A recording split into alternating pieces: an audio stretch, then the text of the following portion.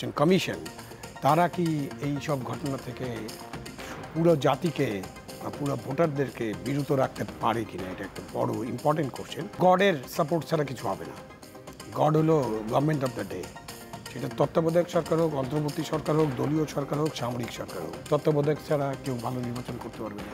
তো দলীয় সরকার ভালো নির্বাচন হয় না, এটা তো প্রতিষ্ঠিত। প্রত্যেক নির্বাচন কমিশনারের কাছে সুযোগ ছিল যখন তাকে দায়িত্ব দেওয়া হচ্ছে দায়িত্ব না নেওয়া। এখন যে অবস্থা হচ্ছে, আমি যদি এটা মনে করি যে হ্যাঁ এরকম একটা খারাপ নির্বাচন হচ্ছে, এদের প্রত্যেকের বিচার করতে হবে, তাহলে কিন্তু আপনার মোটামুটি 12 লক্ষ যদি রিপিটও করেন তাহলে 20 লক্ষ মানুষকে বিচার করতে হবে। আপনারা যারা নির্বাচনের সাথে ছিলেন, মব যেহেতু আপনাদের গলায় জুতার মালা দিচ্ছে, আপনারা প্রত্যেকের জুতার মালা পরে এক রাউন্ড ঘুরে বলেন যে আমরা দুঃখিত।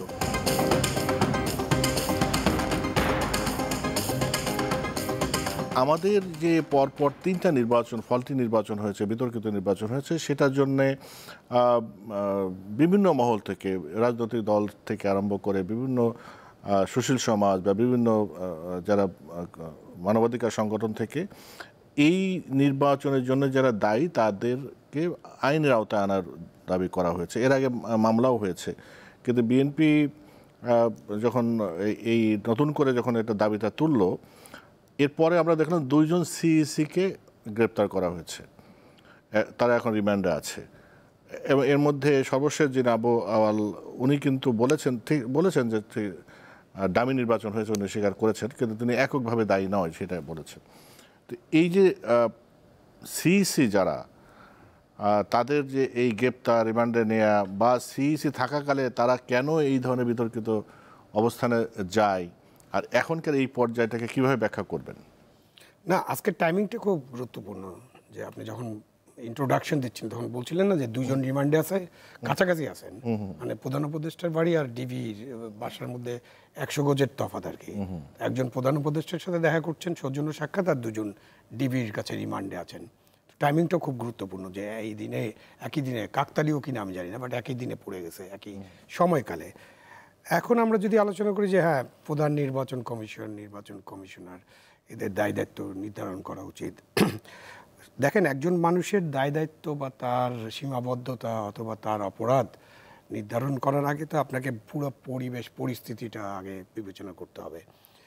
14, 18, 24-এর নির্বাচন নিয়ে কোনো আলোচনার দরকার নেই, যথেষ্ট আলোচনা হয়েছে। 14-তে বিনা ভোটে 154 জন এমপি হয়েছেন, 18-তে রাতের বেলা ভোট হয়েছে, 24-এ আমি তুমি ডামির নির্বাচন হয়েছে।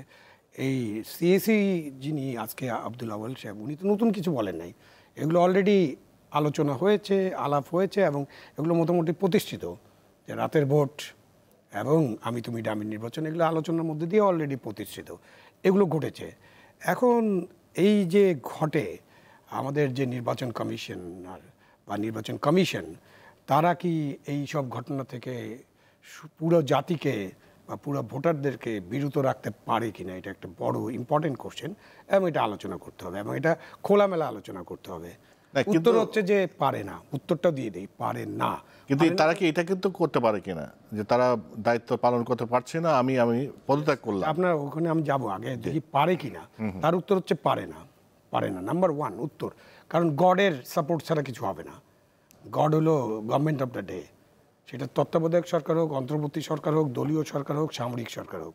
তারা যে এরশাদ আমলে নির্বাচন হয়েছে না অনেকগুলো, সেই সময় তো সিএসি ছিল, তার আগে মাগুরা নির্বাচন হচ্ছে সিএসি ছিল। তাহলে আপনি যে আগের বক্তব্যে বললেন যে দেখা করা, গডের সাথে দেখা না করলে, গডের সাথে দেখা করতে সেটা অন্য জিনিস। গড যদি না চায়, মানে গভর্নমেন্ট অফ দ্য ডে মানে তো অনেক কিছু, তারা যদি না চায় তাহলে নির্বাচন সুষ্ঠু, সুন্দর, ভালো হবে না, হওয়ার কোনো প্রমাণ নেই। হবে না, অন্যান্য দেশে হয়, আমাদের দেশে হয় না। আমাদের দেশে দলীয় সরকার থাকলে নির্বাচন ভালো হয় না, তত্ত্বাবধায়ক সরকার থাকলে নির্বাচন ভালো হয়। কেমন ভালো হয়? 96% ভালো হয়, বা 95% ভালো হয়, বা 90% ভালো হয়। 100% ভালো হয় না। 100% ভালো হয় আমেরিকাও হয় না। ওই বাটারফ্লাই ব্যালট থাকে, কালোদের লাইনে দাঁড়ান থাকে ঘন্টার পর ঘন্টা, কালোদের ভোট দিতে বাধা দেওয়া হয়। সেই জন্য তো এইবার দেখেন পোস্টাল ব্যালটে লক্ষ লক্ষ মানুষ ভোট দেয়, কারণ ভোট কেন্দ্রের বাধাটার কারণে। তো তারা আবার সিস্টেম ইভলভ করে যে কীভাবে ভালো করা যায়। তো এখন এইটা নিয়েও কিন্তু আমাদের ব্যাপক আলোচনা হয়েছে। এই যে বদিউল আলম মজুমদার সাহেব আছেন না, উনি তো নির্বাচন সংস্কার নিয়ে কাজ করছেন, তো উনি আলোচনা করছেন না যে তত্ত্বাবধায়ক ছাড়া কেউ ভালো নির্বাচন করতে পারবে না। তো দলীয় সরকার ভালো নির্বাচন হয় না, এটা তো প্রতিষ্ঠিত। এমনকি এরকম আলোচনা হয়েছে, আমি সেই আলোচনার সাথে পুরোপুরি একমত কিনা সেটা বলছি না, মানে ফেরেশতা শব্দটার সাথে হয়তো একমত নাই, আলোচনা আপনার মনে আছে, মনে থাকার কথা সবারই আমাদের মনে আছে, যে আমরা যদি দলীয় সরকার রাখি আর যদি ফেরেশতাকে ওখানে বসিয়ে দিই প্রধান নির্বাচন কমিশনার এবং আরও কয়েকজন ফেরেশতাকে নির্বাচন কমিশনার, তাহলে তারাও ভালো নির্বাচন করতে পারবে না। সো এটা কিন্তু আমাদের রাজনৈতিক আলাপ আলোচনা, আমাদের মতামত, সুশীল সমাজ, আমাদের যে রাষ্ট্রবিজ্ঞানীরা আছেন সবাই আলোচনা করে মোটামুটি আমরা বুঝছি যে এটা হবে না। সুতরাং একক দায়িত্ব তো কার নাই। এবং ওই যে আপনি প্রশ্নটা করলেন, তাহলে উনি কী করতে পারতেন? প্রত্যেক নির্বাচন কমিশনারের কাছে সুযোগ ছিল যখন তাকে দায়িত্ব দেওয়া হচ্ছে দায়িত্ব না নেওয়া, কেন ওনার তো ঘাড়ে দুটা কেউ দায়িত্ব দিবে না, দায়িত্ব না নেওয়ার সুযোগ আছে। এখন আপনি সেই সুযোগ নেবেন কিনা সেটা আপনার ব্যাপার।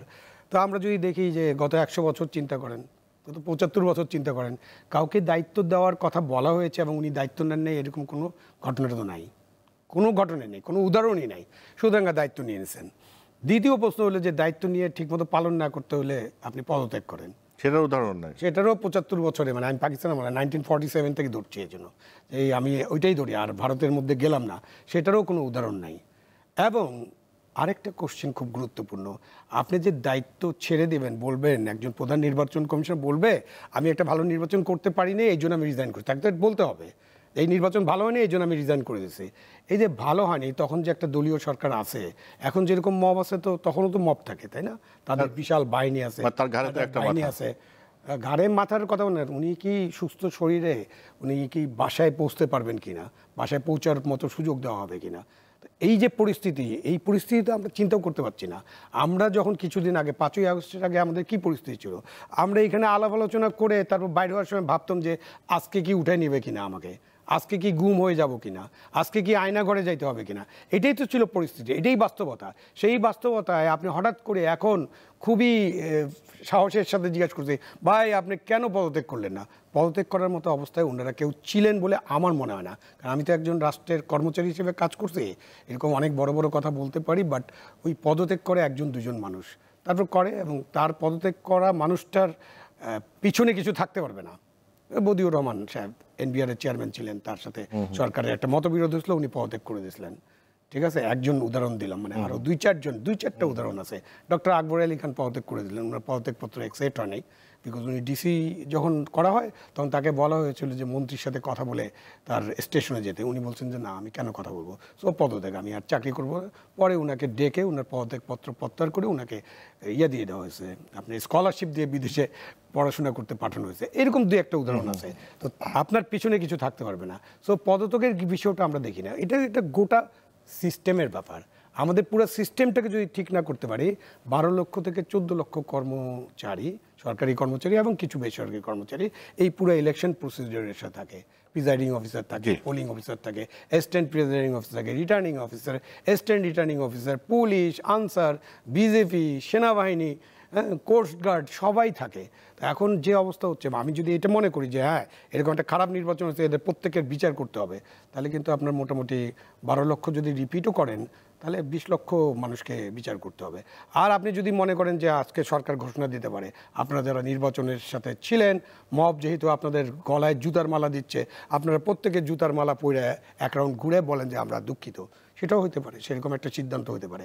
বাট এগুলো দিয়ে কিন্তু আপনি দেশটা চালাইতে পারবেন না। দেশটা চালাইতে হলে আমাদেরকে সুস্থির হতে হবে, আমাদের ভালোভাবে চিন্তা করতে হবে, বিবেক দিয়ে চিন্তা করতে হবে। এবং এটাও একটা কারণ হতে পারে যে প্রধান নির্বাচন কমিশনার কেন আজকে দেখা করতে গেলেন, উনি এটাও তো বলতে পারেন যে আমারও কি এরকম, আমার ভবিষ্যৎটা কি হবে।